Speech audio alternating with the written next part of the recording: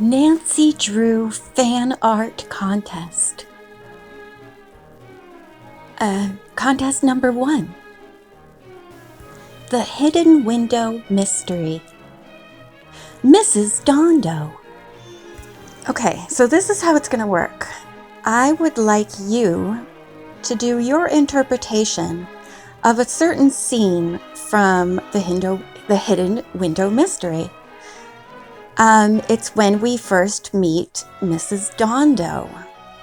I want you to listen to it and do a painting, a drawing, any kind of art, how you imagine this scene looks like.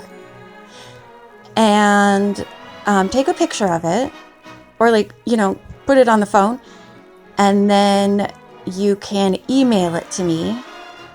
And, we're going to have a contest. We're going to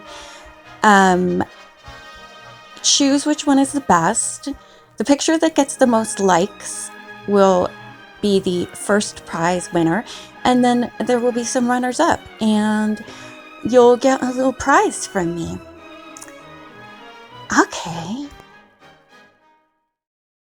The letter carrier stood up and announced that he felt well enough to return to his delivery route. "I'm already late," he said. "Folks will be wondering what's happened to their mail." He thanked Nancy and Hannah for their assistance, then started for the door, accompanied by the others. As he reached it, the bell rang and somebody began pounding loudly on the door. When Mr. Ritter opened it, Nancy and Hannah saw a strange woman standing there.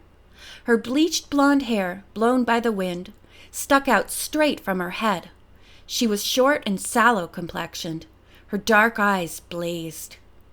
"How do you do, Mrs. Dondo?" said the letter carrier. "I'd like you to meet your neighbors, Nancy Drew and Hannah Gruen." The woman did not acknowledge the greeting and ignored Nancy and Hannah. Waving a fist at Mr. Ritter, she said, "I saw what was going on. You've been taking time out in this house. Do you realize how long you've been here? Why aren't you on the job?" Nancy and the others were so startled by the woman's irate manner that they stood open-mouthed. "Listen here, Mr. Ritter," the woman went on. "You've got some mail for me, and I want it right away. There's an important letter I have to have, and you've been dilly-dallying all this time. Give it to me at once." Mrs. Dondo pushed her way into the hall and leaned over the mailbag. She put her hand in to grab a letter, but Mr. Ritter told her he would tend to this himself. Quickly he went over every piece of mail in his pouch. "There's nothing for you today, Mrs. Dondo, except a magazine," he said. He handed the Continental to her. "And what a mess it is!" she shouted. "More of your carelessness. And don't tell me there wasn't a letter for me. It was in your bag before you let the mail blow all over the neighborhood.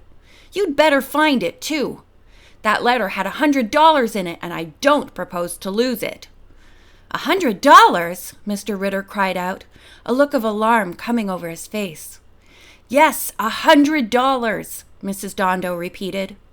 "And if you've lost that letter, you're going to pay me the money yourself."